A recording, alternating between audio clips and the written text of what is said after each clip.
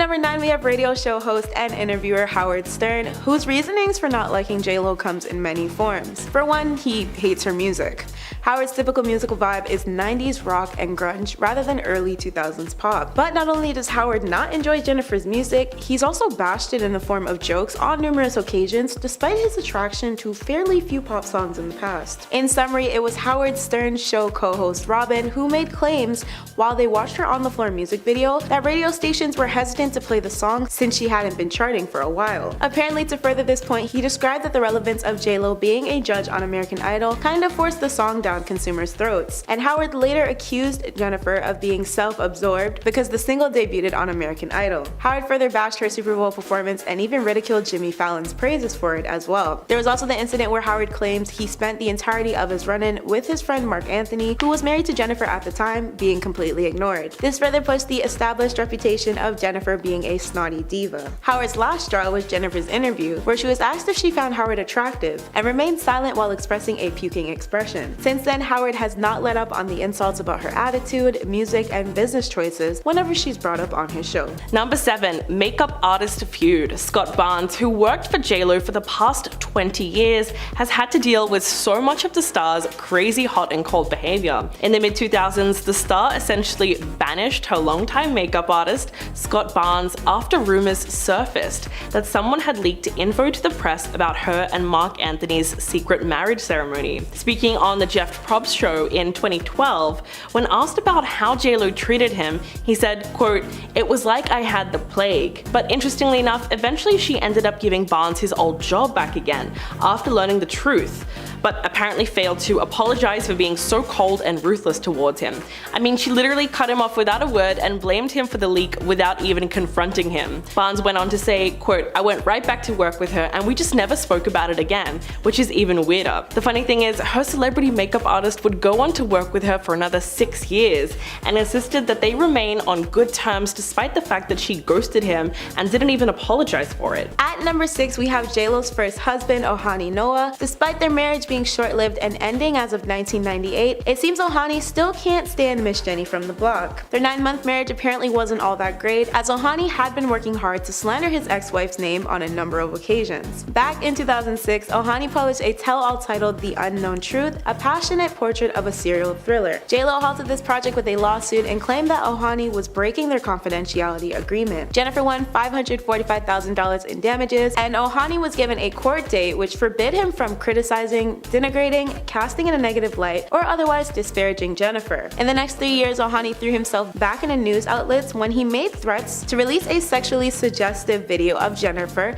that was filmed during their honeymoon and resulted in another $10 million lawsuit. In 2016, his appearance on $1 Million Matchmaker saw Ohani claiming he loaded the blame on Jennifer for their split and how he was looking forward to spending a lifetime with her before she chose her career over him. At number 4, we have actress Rosie Perez. She and Jennifer apparently had lifelong ties with one another that seemed great on the outside. But both Puerto Rican dancers raised in New York have zero love for each other, according to Rosie's 2014 Handbook for an Unpredictable Life memoir. In it, Rosie discusses working on In Living Color with Jennifer in a wickedly horrible light. Quote, "All the girls were coming into my office complaining how she was manipulating wardrobe, makeup, and me all to her advantage." Despite Jennifer dipping from ILC after 2 seasons, Rosie stuck with her words of Jennifer supposedly keeping the flame of their feud burning for years after they parted. The words on the pages of Rosie's book portrayed Jennifer to be a two-faced person who would crap on Rosie 1 minute but then act super sweet like nothing happened between them the next. Number 3. The movie line interview. The infamous movie line interview in 1998 that could have almost ruined J-Lo's career was truly worse than you can imagine. She was 27 at the time and fresh off the success of her film Selena.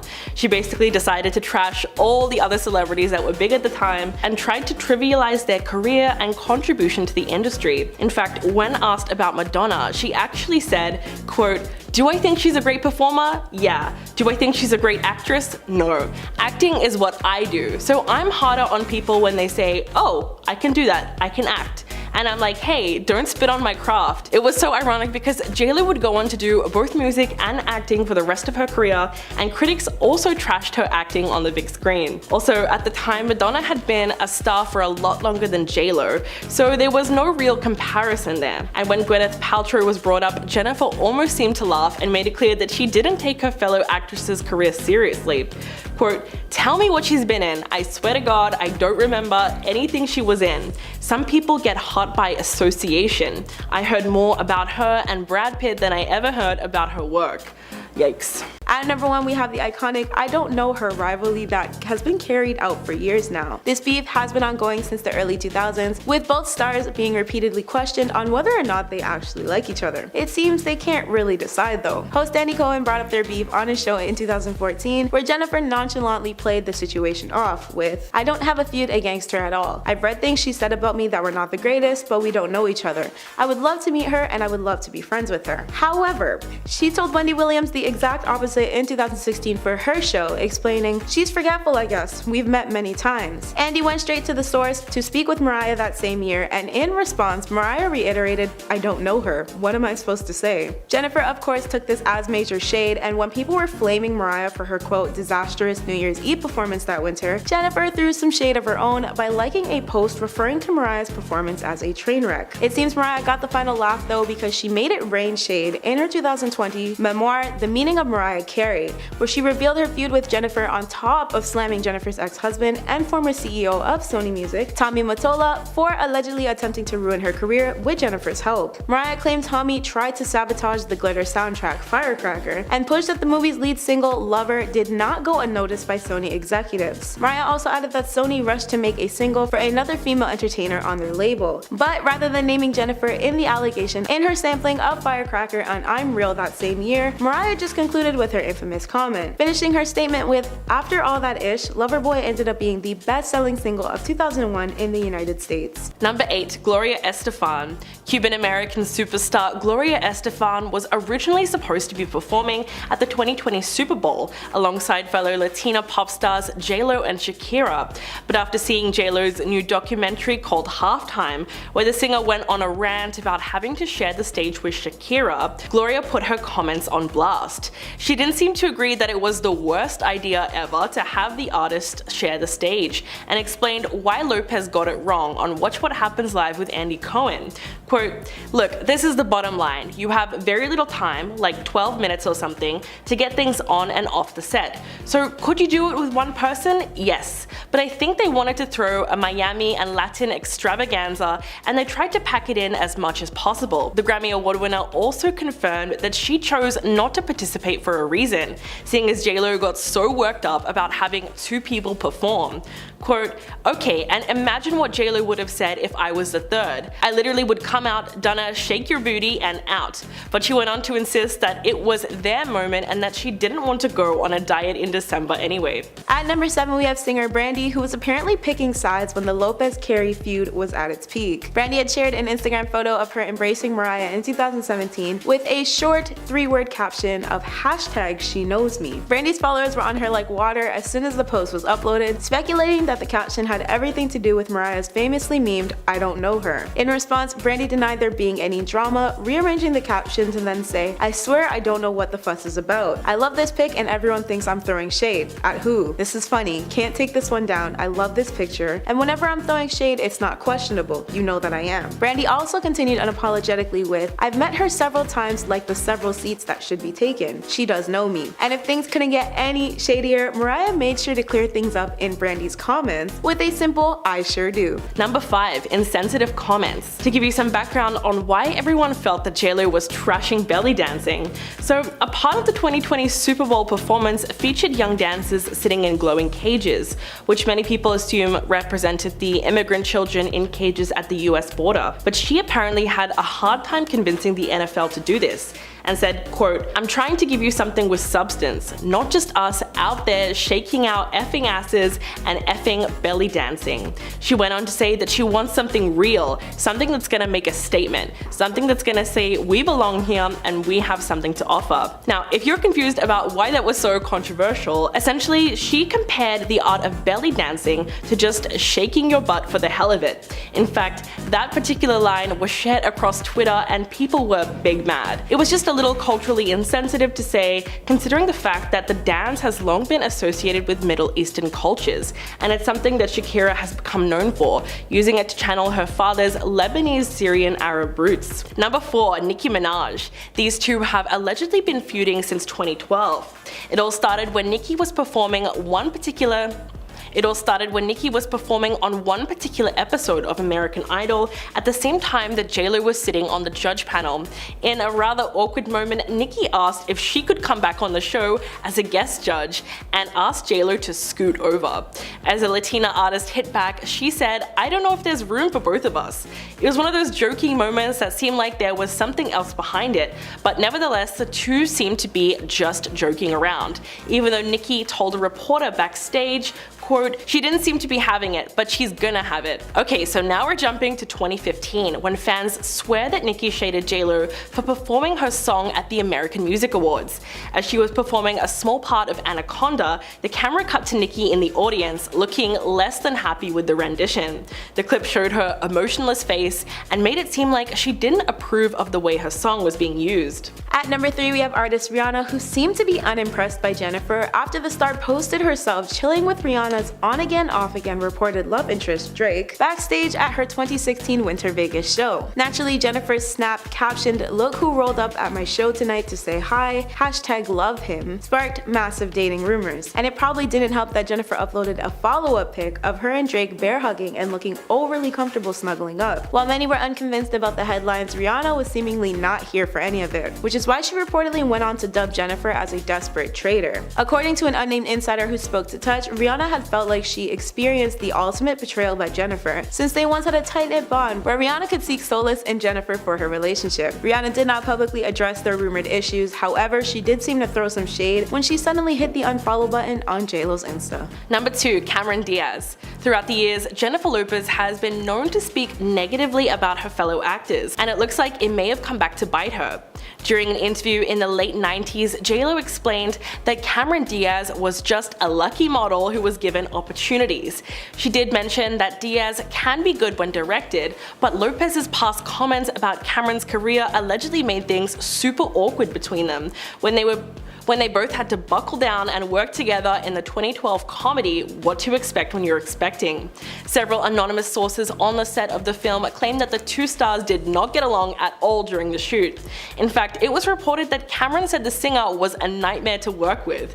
Quote, "She even said that Jen should stick to her day job, meaning American Idol and singing." According to the insider, JLo demanded to eat at specific times, no matter what, and stops working when it suits her, and she had her assistant run over to her with food. This is what allegedly drove Cameron crazy. Another source claimed that the co-stars actively avoided one another while filming, and tensions were thick. Number 10, sharing the stage. JLo didn't hold back when it came to her opinion on sharing the stage with Shakira at the 2020 Super Bowl halftime show. In her newly released documentary called Halftime, she labeled it as the worst idea in the world. Quote, "If it was going to be a double headliner, they should have given us 20 minutes. That's what they should have effing done." Basically, it turns out that Jennifer was frustrated with the NFL for booking 2 headliners and making them share the same amount of time that any solo performer would receive, as opposed to doubling it and giving the women extra time to shine. As a result, fans slammed the artist for coming off as entitled. While it's true that they only gave the performers 6 minutes each, the action-packed show garnered immense praise from fans across the globe, with many fans commending the women for showcasing showcasing their Latin heritage so brilliantly. What JLo was really mad about though is that previous solo headliners like Beyonce and The Weeknd received 14 minutes to perform, but judging by her complaints, it's clear that she feels offended that they asked her to share the stage at all. Number 9. Cheating allegations. Jennifer Lopez and Ben Affleck have had an on-again, off-again romance that has been going on since the 2000s, with fans even nicknaming the couple Benifer. I mean, these two just got married this year after they first got engaged nearly 2 decades ago, but the timeline of their relationship is a huge red flag and included alleged cheating. So in July of 2002, Lopez filed for divorce from her second husband, Chris Judd, citing irreconcilable differences. But this news broke just months after Lopez had wrapped the movie Glee alongside her then boyfriend Ben. Even though she vehemently denied cheating rumors, Ben took out an ad in The Hollywood Reporter gushing about Lopez before her divorce wasn't yet finalized. In fact, even Chris Judd's father, Larry, spoke out against the couple and accused JLo of being unfaithful to his son. He insinuated that the affair started during the filming of Glee. Quote, "I thought Mr. Affleck would honor a married woman and not just go right into the trailer," and added that she'd be happier if she just tell the truth and no one in her little circle is going to say one negative thing to her. But we'll never really know the truth of what happened. Number 8. Music theft. The star has been accused of stealing and borrowing background tracks and vocals from other artists for years. One of the stars who accused her of doing this was Usher in 2005. He claimed that she stole a song that he cast aside while recording his hugely successful album called Confessions. Usher claimed that JLo's single Get Right is actually a re-recorded version of Ride, a song that he co-wrote the year before, which was only available online. He said, quote, "I hate it, but I'd better get some of the publishing rights or else. I didn't put it on my album because I couldn't get it right, but I didn't expect JLo to just take it." And apart from being accused of stealing the same sample song that Mariah Carey used for Loverboy, JLo was also given songs that were initially intended for Ashanti, which is why a lot of people claim what happened between the two artists was straight up music theft. In September of 2001, Lopez released I'm Real from her second studio album, JLo, that she worked on with Irv Gotti. But the song was already recorded and mixed with Ashanti's vocals, which is why you can still hear her background vocals in Lopez's version. Number 7. Nick Cannon. The Wild 'N Out star took a cue from his ex-wife Mariah Carey's famous phrase to throw shade at Jennifer Lopez during his guest appearance on The Wendy Williams Show. While discussing Hollywood crushes during the Hot Topic segment, the 41-year-old first named Carey, his ex-wife and mother to their 2 twins, Moroccan and Monroe. Quote, "Number 1, Mariah, the amazing mother, superstar, singer." He then went on to name Halle Berry and Naomi Campbell as his second and third choices. A producer then suggested JLo as an option and he just responded with, "I don't know her." After the audience erupted into laughter, the host added, "That was a joke for the lambs. Shout out to the lambs," as Carey refers to her fans as the Lamely.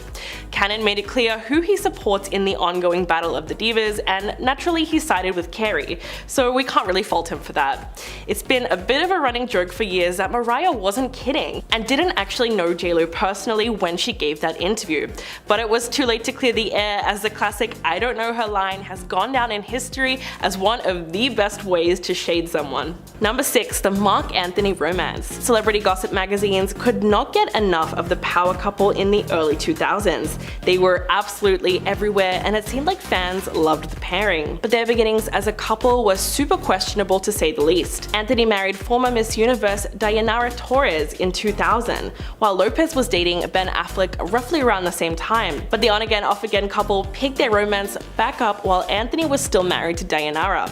So less than a week after Anthony's divorce was finalized, the couple surprised fans by getting married in a small, casual ceremony in her Beverly Hills home in early June. It really begs the question of whether or not JLo was some kind of homewrecker, because the timeline of the rekindled relationship seems really off. I mean, he actually broke Dayanara's heart, and she said, quote, "You go through hell. I cried until there were no tears left, until I was numb. I didn't want to eat, I didn't care to get dressed or take a shower, I just wanted to lie there." Anthony's feelings for Jennifer might have been there all along because the two had history, but he should have put way more thought into who he chose to marry in the first place. So in a way, they're both at fault here. At number 5, we have former NBC World of Dance TV host and mentor Jenna Dewan, who sat on the panel with then executive producer Jennifer. Although the two dancers and celebrities seemed fine during the 2017 reality dance competition tapings, their animosity behind the scenes apparently ran deep. An unnamed outlet source once stated on Jenna's behalf that Jenna, quote, can't stand Jen's over-the-top theatrical fakery, adding that Jen never fails to ham it up when the cameras are rolling and she hijacks the show. It seems she'd prefer if Jenna just stayed in the background. Every situation, even off camera, is micromanaged by J-Lo, and Jenna feels very excluded. This alleged feud seemed to be squashed fairly quickly though when Gossip Cop reached out to a show producer and one of Jenna's reps and was informed that the reported beef was misleading. However, given Jennifer's past, can we really be sure of this? Number 4. Avoiding the Bronx. This one, train wreck of an ad campaign, led people to openly mock both Chrysler and Jennifer Lopez. The central premise of the ad was that sometimes J-Lo will drive through her old hood in the South Bronx in a Fiat 500 just to stay inspired. Although it sounds ridiculous, the marketing campaign obviously tried to draw on the singer's famous Jenny from the Block era. Most people recognize the song in which she pays tribute to growing up in the Bronx, which had been a solid part of her image since the 90s. In fact, the singer even titled her debut album On the 6, which is a clear reference to the New York subway train. A press release at the time even stated that she would be traveling through the streets of Manhattan to the Bronx where she grew up. But the ad backfired when the Smoking Gun reported that Lopez never actually went to the Bronx to film the ad and that a body double stand-in was used instead, calling it, quote, such a breathtaking assemblage of urban cliches, and that was putting it lightly. Number 3. Ryan Seacrest. This incident gives Ryan every reason to hate J-Lo because it's pretty bad. Ryan Seacrest worked alongside the singer on American Idol and the two quickly became friends. But all that seemingly changed when the talk show host revealed that he flew down to Miami to celebrate her milestone 50th birthday, only to be denied entry at the door. Ouch.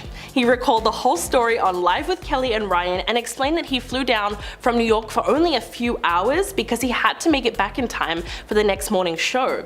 But when he finally arrived, the doorman told him, "You're not on the list," to which he responded, "Clearly, there's a mistake. She invited me personally." But upon being denied, he checked the list and couldn't find his name.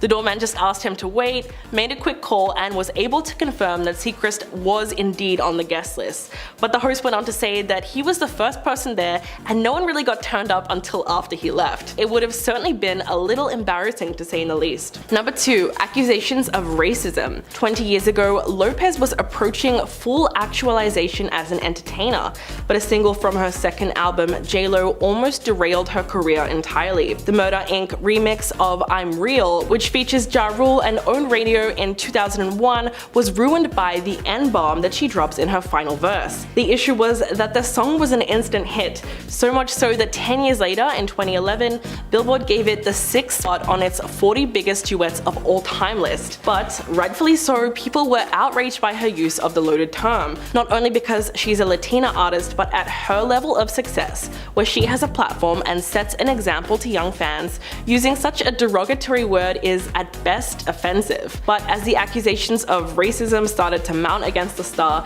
she eventually spoke out to defend her actions on the Today Show. Quote, "For anyone who thinks or suggests that I'm racist is really absurd and hateful to me." Although many people think this is not an excuse, it was later revealed that the track was actually written by Ja Rule himself, and apparently he encouraged her to say it. And number 1, fired a maid. This one is really indefensible. Jennifer Lopez allegedly got a German hotel maid fired for asking for an autograph. Fredo Daj was a staff member at the luxury Melia Hotel in Dusseldorf, Germany, during Lopez's stay in 2012. She was a big fan of J-Lo and worked up the courage to knock on the star's hotel door in Dusseldorf to ask for an autograph, and was promptly turned away. Frey claims that she was relieved from her post the day after the incident. She told The Sun, quote, "I am an incredibly big fan, so I took all my courage and rang the doorbell to get an autograph, but I was rejected by 2 assistants at the door. A day later, the cleaning company that employed me at the hotel called and said that Miss Lopez had complained. I was fired right there on the phone." If the incident really happened, it's hard to ignore the irony when you remember that Jennifer played a hotel maid in the movie Made in Manhattan. After receiving a rightful amount of backlash, the pop star wrote on Twitter, quote, "Come on, thought you knew me better than this, would never get anyone fired over an autograph. First I heard of this was on Twitter, #hurtful.